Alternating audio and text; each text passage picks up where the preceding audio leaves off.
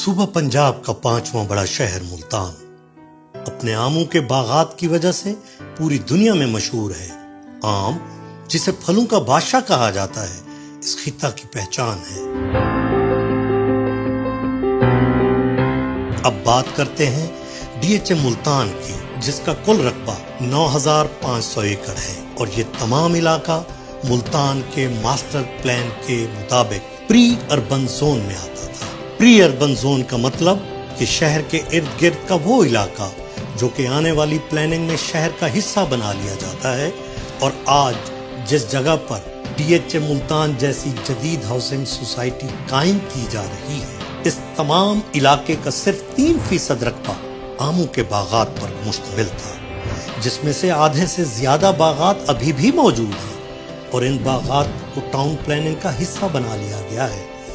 جن کی دیکھ بھال پہلے سے زیادہ جدید طریقوں سے کی جا رہی ہے اور پیداوار پہلے سے کہیں زیادہ لی جا رہی ہے۔ اس کے علاوہ ڈی ایچ اے ملتان میں 1 لاکھ سے زیادہ درخت کاشت کیے گئے ہیں، اور اس وقت ڈی ایچ اے ملتان کا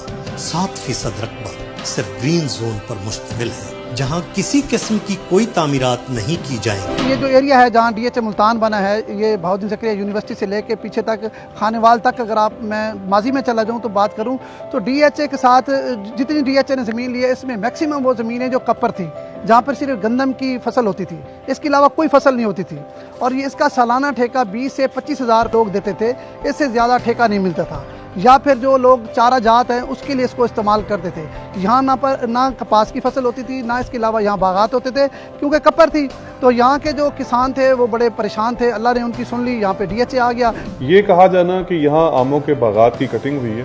یہ تاثر بالکل درست نہیں ہے، کیونکہ یہ زمینیں پی ایچ لیول کے اعتبار سے ایسی زمینیں تھیں جہاں پر گندم کی فصل بڑی مشکل سے ہوتی تھی۔ اور وہ تمام مالکان جنہوں نے اپنی زمینیں ڈی ایچ اے ملتان کو کئی گنا زیادہ قیمت پر بیچی، پہلے سے کہیں زیادہ خوشحال ہیں، اور کئی گنا زیادہ باغات لگا چکے ہیں، اور جدید فارمنگ کے طریقوں سے 20 گنا زیادہ آم کی پیداوار لے رہے ہیں۔ جس نے یہاں 1 ایکڑ بیچی، اس نے وہاں جا کے 4-5 ایکڑ لے لی، تو یقیناً اس کی کاشتکاری بھی بڑھ گئی، اور آم کے جو باغات تھے اس کو بھی فائدہ ہوا، اور میں سمجھتا ہوں جو کسان قسم پرسی کا شکار تھا وہ بھی خوشحالی میں بدل گیا۔ ملک ناہید عباس دھرالا، مقامی زمیندار موضع بستی نوڈھنڈ۔ ہماری الحمدللہ ڈی ایچ اے میں 110 ایکڑ زمین تھی۔ جب سے ڈی ایچ اے آیا تو الحمدللہ ہماری زمین کا جو ریٹ تھا وہ 3 سے 4 گنا بڑھ گیا۔ ڈی ایچ اے کے آنے کے بعد ہم نے یہاں سے زمین کو سیل آؤٹ کیا، اور اس کے بعد ضلع خانیوال اور دوسرے اضلاع میں ہم نے جا کے 1 ایکڑ کے بدلے 3 سے 4 ایکڑ خریدے۔ ڈی ایچ اے کے آنے کی وجہ سے الحمدللہ ہمارا رہن سہن بہت اچھا ہو گیا۔ اب جو نئی ٹیکنالوجی آئی ہے، پہلے ہوتا تھا کہ 25-30 سال بعد باغ تیار ہوتا تھا، اب 3 سال بعد جو ہے وہ باغ تیار ہو جاتا ہے، 3 سال بعد فروٹنگ آ جاتی ہے، اور آم جو ہے پہلے سے بہتر ورائٹی جو ہے ہمیں ہمارے سائنسدانوں نے متعارف کرا دی ہیں۔ ملتان میں پراپرٹی سے منسلک افراد کے مطابق ڈی ایچ اے کی تعمیر سے قبل اس علاقے میں زمین کی قیمت محض 15 سے 25 لاکھ روپے فی ایکڑ تھی۔ جب ڈی ایچ اے ملتان نے اپنی تعمیرات کا اعلان کیا تو فی ایکڑ زمین کی قیمت 1 کروڑ روپے تک پہنچ گئی۔ لوگوں کو جب کئی گنا زیادہ پیسے ملے تو انہوں نے اپنی زمینیں فروخت کرنا شروع کر دی تھی، اور یہاں پر جو زمین 10 لاکھ ایکڑ تھی، اب وہ تقریباً 3 سے 4 کروڑ ایکڑ کی زمین پر مشتمل ہے، اور یہاں کا زمیندار 1 ایکڑ زمین بیچ کر اب 10 ایکڑ زمین خرید چکا ہے، اور اگر ایک آم کا درخت یہاں پر کٹا ہے تو اس کے وہ 10 ایکڑ خریدنے کی وجہ سے آگے 10 ایکڑ لگ بھی رہے ہیں، اور تقریباً 50,000 خاندان اس کے ساتھ بالواسطہ اور بلا واسطہ جڑا ہوا ہے۔ میں سمجھتا ہوں یہ پروپیگنڈا جو ہے بالکل بے بنیاد ہے۔ ڈی ایچ اے کے ہم سب شکر گزار ہیں، کیونکہ ہمارا ایک تو لیونگ سٹائل بدلا ہے، ہمارے جو نوجوان لوگ تھے ان کو روزگار ملا ہے، اور ساتھ کے ساتھ جو ہمارے کسان تھے، ہماری زراعت تھی، اس میں بہت بہتری آئی ہے۔ جس کسان کا 1 ایکڑ تھا وہ 5 ایکڑ کا مالک ہے، جس کا 1 مربع تھا وہ 5 مربوں کا مالک ہے، جس کا 1 ایکڑ باغ تھا اب اس نے 5 مربع باغ لگا لی۔ الحمدللہ یہاں موضع بستی نوڈھنڈ کے اندر ہمارے پاس کوئی 10 ایکڑ آم کا باغ تھا، تو اس کے بعد جب ہم نے یہاں سے زمین سیل کی تو الحمدللہ آگے ہم نے बाग भी 25 एकड़ बढ़ा लिया और किन्नू का बाग भी अल्हम्दुलिल्लाह हमने वो 40 से 45 एकड़ खाने वाले में वो भी लगा लिया। डीएचए के मुल्तान में आने से इंफ्रास्ट्रक्चर में कई गुना बेहतरी हुई, बल्कि यहाँ पर बेपनाह नौकरियाँ और कारोबार में भी